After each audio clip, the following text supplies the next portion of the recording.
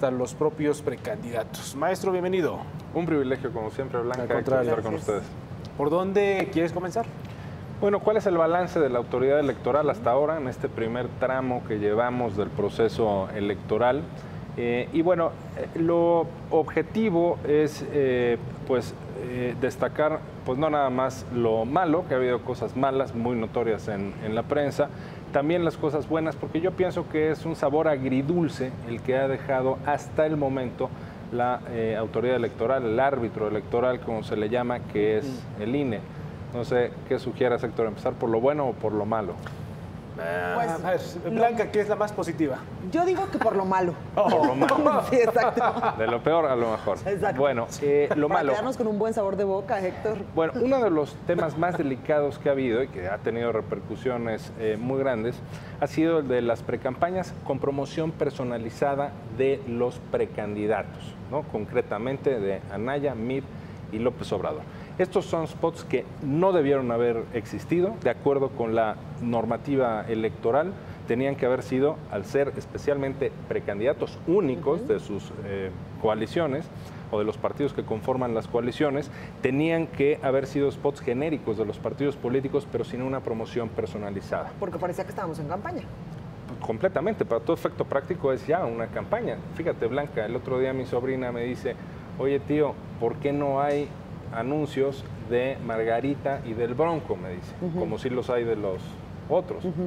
Pues sí, una niña de 12 años es capaz de ver lo que las autoridades electorales, INE y Tribunal Electoral, aparentan no ver, que es una, entre otras cosas, una brutal inequidad respecto a los independientes. Los independientes no tienen esa clase de privilegios y es un absurdo que estos spots estén dirigidos a un puñado de consejeros o delegados de los partidos políticos y nos lo tengamos que soplar y se proyecte pues a nivel nacional con una avalancha, con un verdadero alud de spots, 11 millones de spots casi, nada más de esta clase de promocionales. Entonces, esa es una pifia enorme, por decirlo suave, pifia, digamos, en el mejor de los casos, Sí, sí.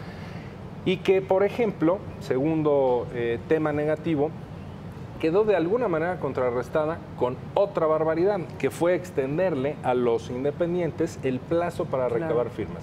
No estoy hablando de lo que se recorrió por los sismos, eso estuvo muy bien, todo se recorrió, no hay problema con ello. No, yo estoy hablando de otra cosa, que cuando arrancaron estos aspirantes a recolectar, a recabar las simpatías ciudadanas, resulta que el INE decidió darle 7 días de gracia. Y uno revisa la ley electoral y el artículo 369 de la Ley General de Instituciones y Procedimientos Electorales dice claramente, en el caso del presidente, por ejemplo, que serán 120 días. Pero eso van a ser argumentaban... 127 días. ¿Por qué? Porque el INE legisló de pronto, ¿no? Pero eso argumentaban Por que era por las fallas en la aplicación del Instituto Nacional Electoral para recabar las firmas de los independientes. El INE, me parece a mí, se dejó ahí presionar, es decir, es que pobrecitos independientes todavía no le entienden a la aplicación, o que si estaba mal hecha la aplicación, que no estaba mal hecha, por cierto, y entonces el INE, pienso, no quiso quedar como el malo de la película, como el diablo de la pastorela, porque además era época de pastorelas, y entonces dijo, les ampliamos perfectamente. Sí, nada más que eso viola directamente una disposición legal. Esa no es la manera en la que un árbitro electoral construye credibilidad ciudadana. Un árbitro evidentemente no está para ser parcial en la aplicación de las leyes, ni tampoco para agradar a nadie, ni para agradar a la tribuna, ni a ninguno de los actores. Está para ser riguroso en la aplicación de la ley. O sea, está para hacerse respetar de esa manera, con apego jurídico. Entonces, esta es una parte, digámoslo, agrio que hemos tenido, y por supuesto esto en las fases más delicadas aún que vienen para adelante, ¿no? Incluida la jornada electoral, campañas y jornada y cómputos de los votos, tendrá que ser el INE mucho más riguroso. Ahora, esto no significa que no haya hecho cosas buenas el IFE. Sí hizo cosas buenas. Una muy destacada fue el tema de la paridad de género. Cómo hacer efectiva la paridad de género, no solo en candidaturas, sino procurar que la integración de los órganos representativos tenga también esta representación. Entonces, ahí, y también representación indígena en los distritos, ahí ya en la Cámara de Diputados, en los distritos con presencia indígena. y creo que ha sido un paso interesante hacia adelante. La estructura operativa del INE funciona, sigue funcionando. Hay cosas que el INE ha hecho muy bien a lo largo del tiempo. A veces en perspectiva las cosas se ven distinto y de verdad, hay países que vienen a México, ellos solitos, a preguntarle a México, oye, ¿cómo le haces? En cuestiones, pues por ejemplo, como el conteo de los votos, en fin, Registro Federal de Electores y muchas otras cuestiones. Esa parte operativa del IFE, del INE, perdón, sigue, creo, operando, actúa con eficacia, a mi modo de ver. Ha dado pasos importantes también en materia de nuevas tecnologías. La app es un gran invento, Blanca. Esta app no va a servir nada más para las firmas de independientes. Esta app en el futuro va a servir para consultas populares, iniciativas ciudadanas y otras cosas. Entonces, es un paso importante. Y ahora el convenio, ya muy recientemente, hace unos cuantos días, el convenio que celebró con Facebook.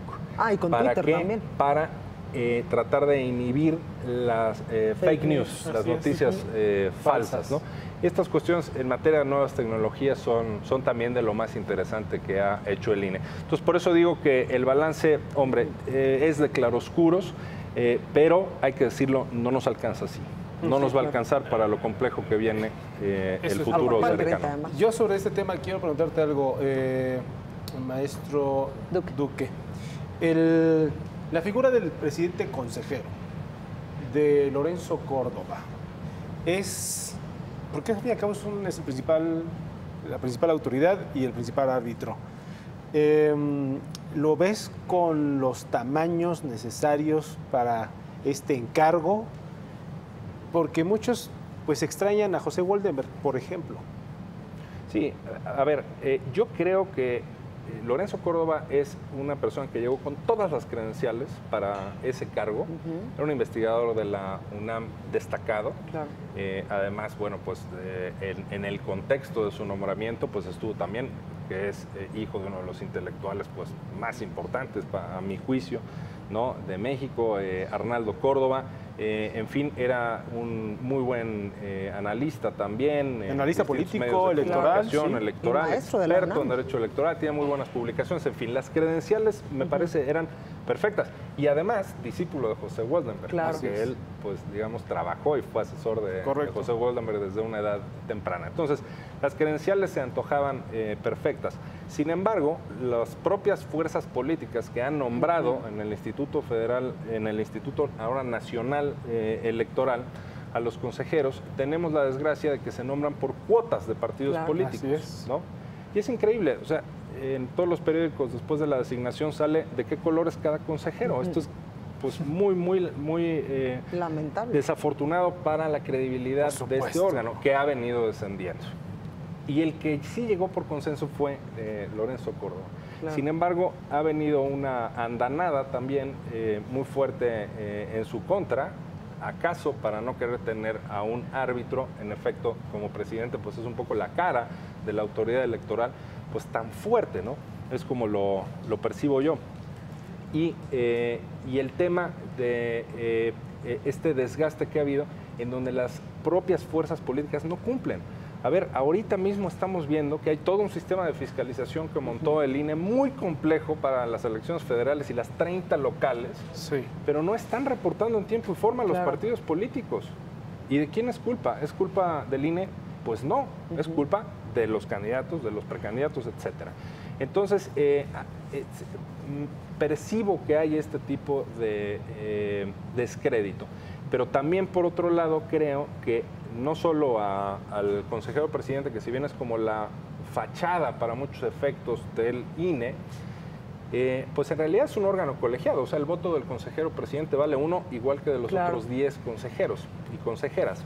Y ahí creo que hemos visto a un INE que en ocasiones ha titubeado y que en ocasiones ha querido, reitero, en esta analogía célebre del fútbol con el INE, ¿no?, que mencionaba Woldenberg, y alguna vez lo hemos comentado, ¿no? Woldenberg decía, no, que el árbitro es el INE, y luego, y los equipos de fútbol, pues son los partidos, los jugadores, pues son los dirigentes y los candidatos, y la tribuna, pues esa es la ciudadanía.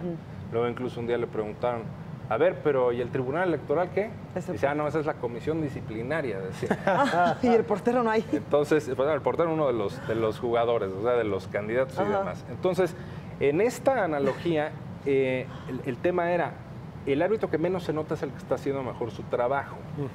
Y evidentemente, el trabajo que tiene que hacer es totalmente neutral. O sea, a un árbitro de fútbol, Héctor Blanca, no se le puede pedir que nunca le haya ido a ningún equipo de fútbol en su vida desde su infancia y que en sus adentros no tenga determinada pues simpatía mayor hacia un equipo que hacia otro o hacia un jugador que le cae mal que hacia otro. Eso se puede.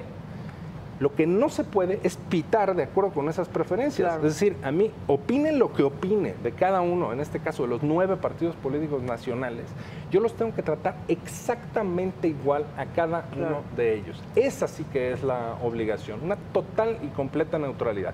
Y ahora que entran en juego las candidaturas independientes, hombre, tiene que haber muchísimo escrúpulo en eso.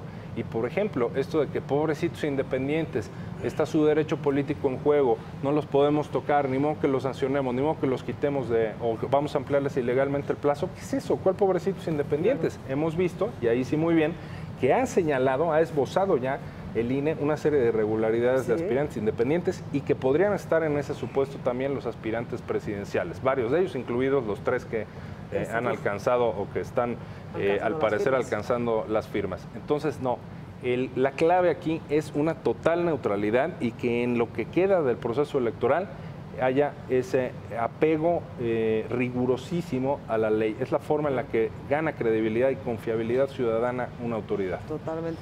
Pues tenemos agendados 3 temas con el maestro Duque. Nos fuimos de corrido con uno y no es para menos porque el tema pues tiene muchas cosas para comentar. Pero te agradecemos muchísimo la claridad, como siempre. Gracias. Tenemos la próxima semana con temas de intercampañas, precampañas. Pues ya seguimos ahora a los actores políticos, no solo a las autoridades. Gracias. Muchísimas gracias.